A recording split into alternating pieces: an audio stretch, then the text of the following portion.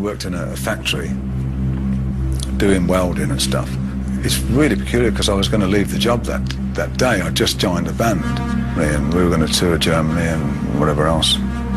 So it was my last day, if you like, and there was nothing for me to do. They said, well, the person that cuts the sheet metal wasn't in that day, and so they said, well, you cut it because you can't, otherwise you got nothing to do. So they put me on this sheet metal machine that comes down and chops and bends metal. Of course, I had not a clue about it, I'd never worked on it before. And I got my hand in it, just went... He invented his own prosthesis.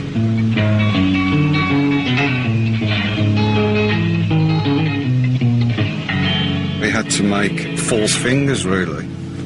And he made them out of old plastic bottle tops that he'd melt onto his fingers and then put some leather over the top for the grip. And, he's thinking, what the hell am I going to do with this? It hurts to play with them. But he figured out he could tune down. He could detune and play with these plastic fingers. The sound is actually thicker and heavier. And it's a core of the Black Sabbath sound. Because I took the ends of my fingers off, it made me create a different style of playing. Which was great, really, because eventually it became heavy metal.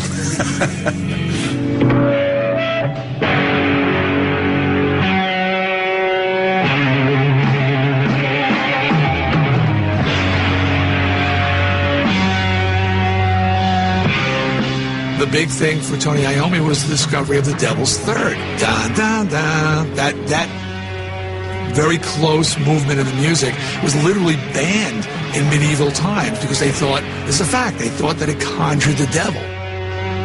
That's one of those things that, man, as a guitar player and songwriter, you wish you could have wrote because you were defined immediately. Before that, we were playing bluesy jazz, And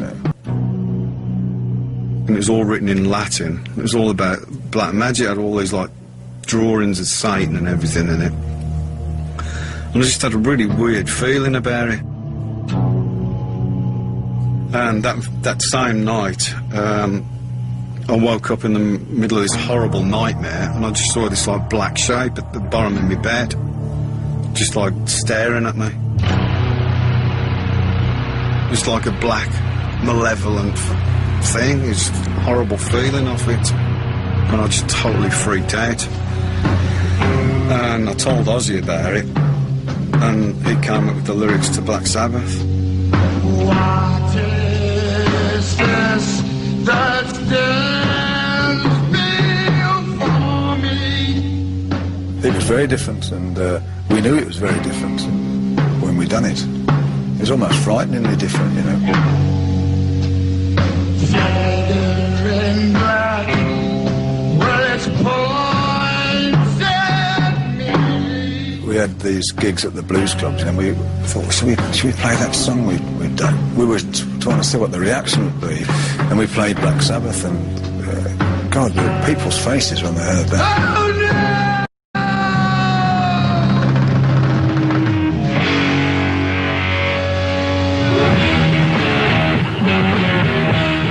La canción inspiró al grupo a cambiarse el nombre a Black Sabbath. Decían, vamos a asustar a la gente. Con $600 grabaron su primer disco del mismo título y a 2 días de haber salido a la venta, el viernes 13 de febrero de 1970, se colocaría como uno de los discos más importantes en la historia de la música. You only have to say Black Sabbath. That's what heavy metal music is about. Thank God for that, or thank Satan for that. Every band that plays this kind of music today takes something from it. ¿Cómo respondieron los críticos a este logro musical que inició una revolución hace ya 4 décadas? The reviews were unanimous.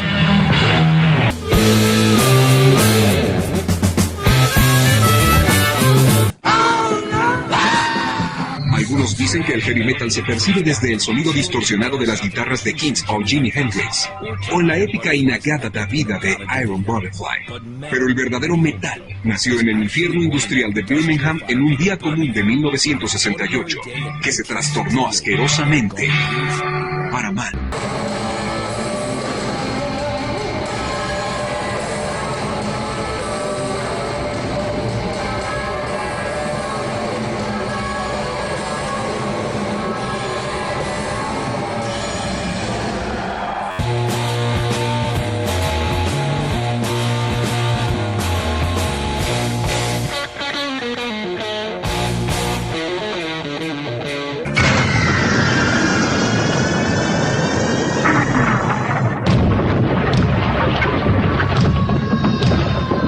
Second World War in Birmingham. That's where all the ammunition was made. That's why it got so heavily bombed. So there's a lot of, you know, bricks all over the place and bombed out buildings, all that kind of stuff.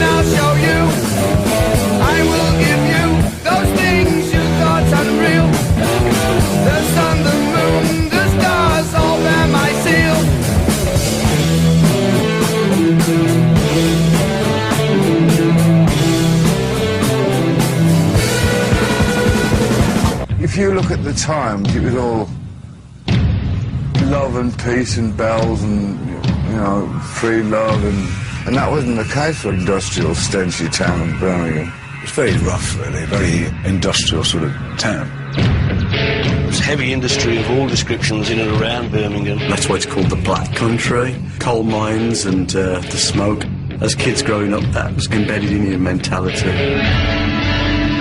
I remember as a kid being in class, and next door to the school was one of these big metal foundries, and you'd be in class trying to study, and you could actually hear the metal hammers and the compressors banging and spitting forth metal and all this smoke, and it was drifting into the classroom, and your books on the desk would be bouncing. You could actually physically feel it.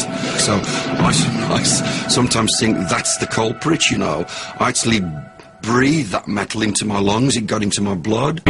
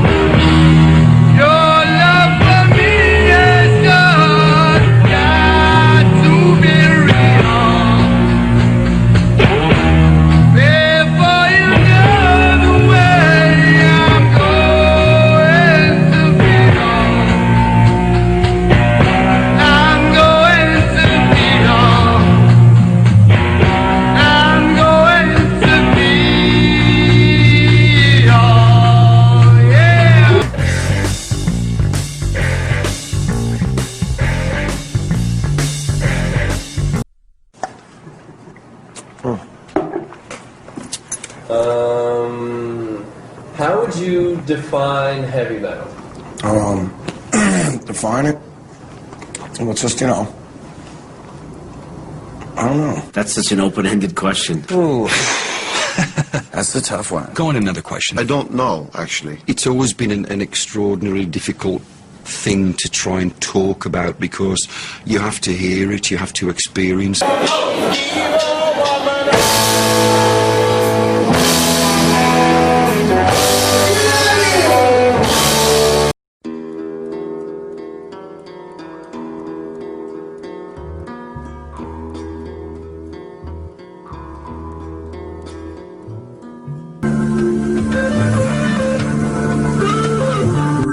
El hecho de que el heavy metal haya nacido a finales de los 60 sorprende mucho. En ese tiempo la música pop hablaba de paz y amor, pero aquellos que se interesaron en ver más allá de la superficie descubrieron que no todas las ciudades eran como San Francisco. Otros lugares tenían una historia más oscura que contar.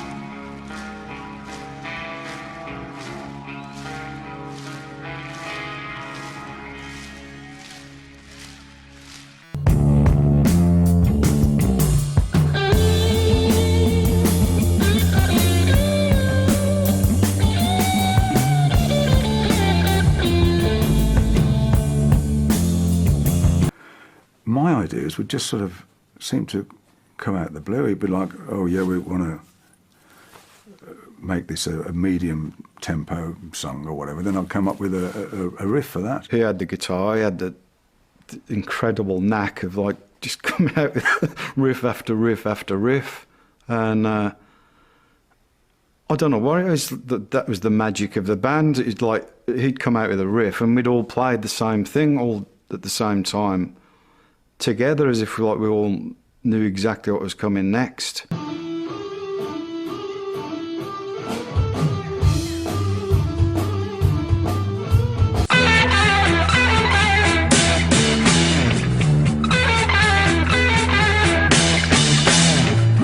At the time I was heavily into the occult and stuff. Not Satan or anything like that, just learning about astral planing and all that cobblers.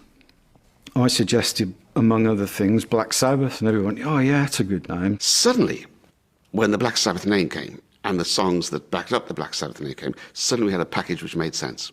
The first song we wrote was actually Wicked World.